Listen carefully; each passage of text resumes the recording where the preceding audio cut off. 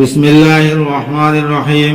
হযরত আবু দারদা রাদিয়াল্লাহু তাআলা আনহু হইতে বর্ণিত আছে যে রাসূলুল্লাহ সাল্লাল্লাহু আলাইহি ওয়াসাল্লাম ইরশাদ করিয়াছেন, যে ব্যক্তি ঈমানের সহিত 5টি আমল করিয়া আল্লাহ তাআলার দরবারে আসিবে সে জান্নাতে প্রবেশ করিবে। 5 ওয়াক্ত নামাজ সময় মতো গুরুত্ব সহকারে এই রূপে পড়ে, ওহার ওযু এবং রুকু ও সেজদা সঠিকভাবে আদায় করে, রমজান মাসের রোজা রাখে, হজ করার সামর্থ্য থাকিলে হজ করে, সন্তুষ্ট চিত্তে যাকাত আদায় করে এবং আমানত আদায় করে। আরজ করা হইল, ইয়া রাসূলুল্লাহ, আমানত আদায় করার অর্থ কি?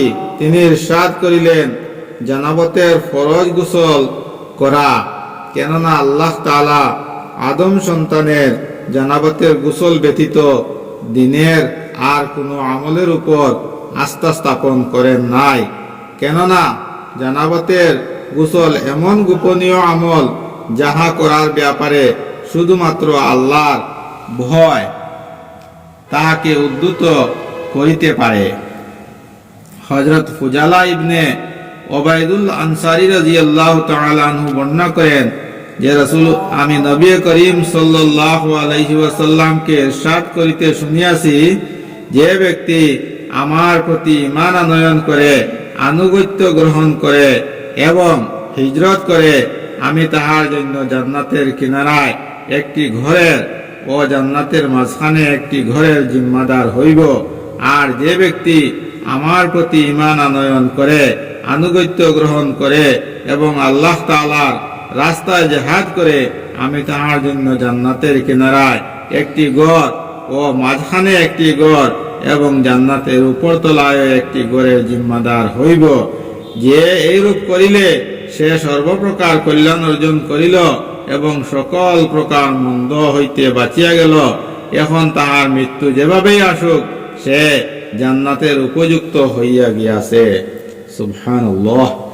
হযরত মুআয ইবনে জাবাল রাদিয়াল্লাহু তাআলা আনহু বলেন যে আমি নবী করিম সাল্লাল্লাহু আলাইহি ওয়াসাল্লামকে ইরশাদ করিতে শুনিয়াছি, যে ব্যক্তি আল্লাহ তাআলার সহিত এমত অবস্থায় সাক্ষাৎ করিবে যে সে তাহার সহিত কাহাকেও শরীক করে না, 5 ওয়াক্ত নামাজ পড়ে, রমজানের রোজা রাখে, তাহাকে ক্ষমা করিয়া দেওয়া হইবে।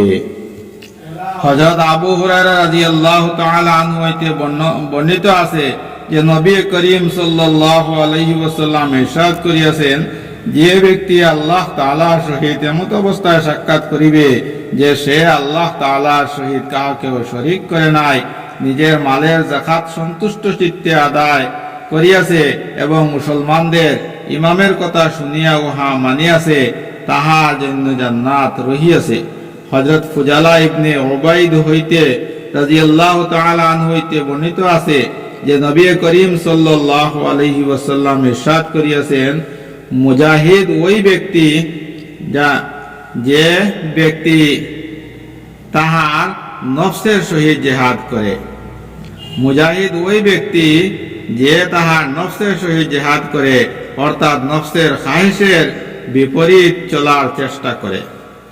হযরত ওবাদ ইবনে আবদ রাদিয়াল্লাহু তাআলা আনহু বর্ণনা করেন যে রাসূলুল্লাহ সাল্লাল্লাহু আলাইহি ওয়াসাল্লাম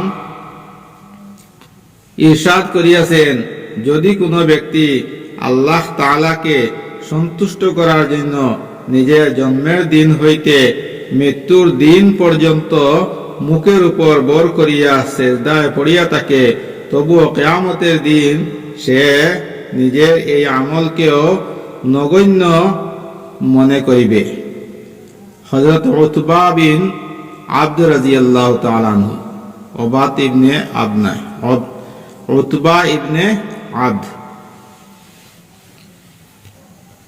হযরত আব্দুল্লাহ ইবনে আমর রাদিয়াল্লাহু তাআলা আনহু বলেন যে আমি রাসূলুল্লাহ সাল্লাল্লাহু আলাইহি ওয়াসাল্লামকে ইরশাদ করিতে শুনিয়াছি, যে ব্যক্তির মধ্যে 2টি অভ্যাস থাকে, আল্লাহ তাআলা তাহাকে শুকরকারী ও সবরকারীদের দলভুক্ত করেন।